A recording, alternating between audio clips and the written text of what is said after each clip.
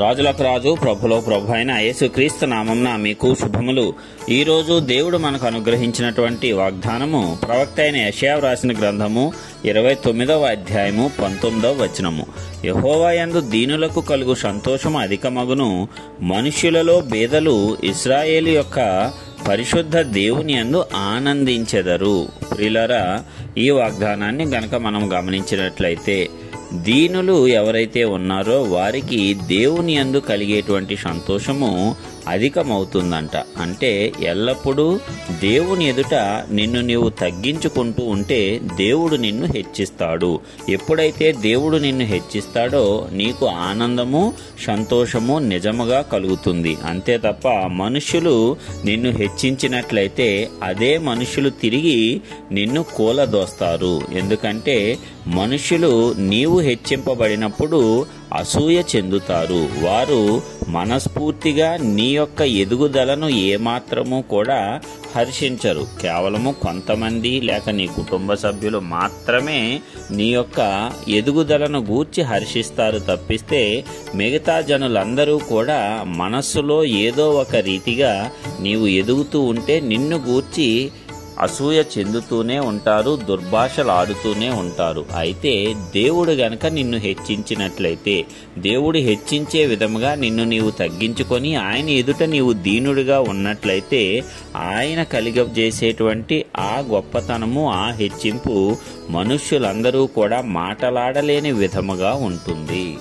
ఆ సంతోషాన్ని ఎవ్వడూ నీ యొద్ద నుంచి తీసివేయలేని విధంగా ఉంటుంది. అందుకే నీకు అధిక సంతోషం అనేది కలుగుతుంది. అయితే నిన్ను నీవు హెచ్చించుకొని గర్వపడి మనుష్యులు నిన్ను పొగుడుతున్నారు కదా అని చెప్పి నీ హృదయంలో అహంకార దృష్టిని నీవు పెంపొందించుకున్నట్లయితే నీవు పొందేటువంటి ఎలాంటి ఆనందమైన సంతోషమైన అది తాత్కాలికమే అవుతుంది. దాని తర్వాత నీవు తీవ్రమైనటువంటి దుఃఖాన్ని పొందవలసి వస్తుంది. ఎందుకంటే ఆ అహంకారము, ఆ గర్వ దృష్టి వల్ల నీవు నాశనమవుతావు. అలా కాకుండా దేవుడు నిన్ను హెచ్చించిన కొలది నిన్ను నీవు తగ్గించుకొని దేవుని ఎదుట నీవు దీనత్వాన్ని గనక కలిగి ఉన్నట్లయితే, కొనసాగించినట్లయితే దేవుడు ఆ సంతోషాన్ని నీకు స్థిరపరుస్తాడు.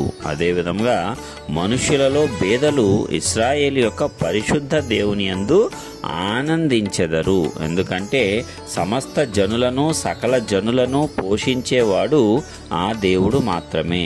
ఆయన యందే ప్రతి ఒక్కరూ కూడా ఆనందిస్తారు. బేదలు అనేక మార్లు అనేకమైన అవమానాలు పొందుతూ ఉండవచ్చు, అందరూ వారిని విడిచిపెట్టవచ్చు, కానీ దేవుడు మాత్రం వారిని ఎన్నడూ విడిచిపెట్టడు.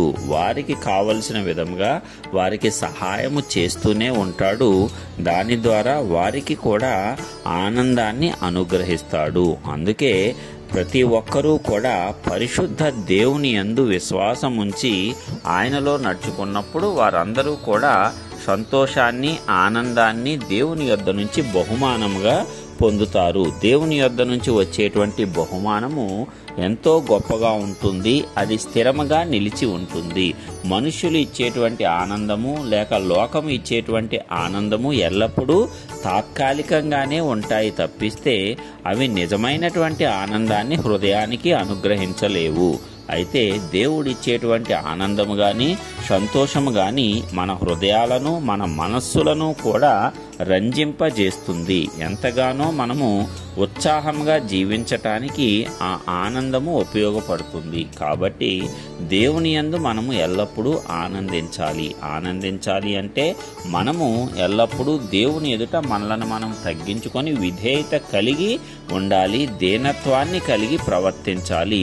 అప్పుడు దేవుడు మనలను హెచ్చించటమే కాకుండా ఆ యొక్క హెచ్చింపు ద్వారా కలిగేటువంటి ఆనందాన్ని, సంతోషాన్ని మనకు అత్యధికంగా అనుగ్రహించి స్థిరపరుస్తాడు. నీ జీవితకాలము నీవు సంతోషముగా, ఆనందంగా జీవించాలి అంటే నీ జీవితకాలము దేవుని ఎదుట నిన్ను నీవు తగ్గించుకొని జీవించాలి.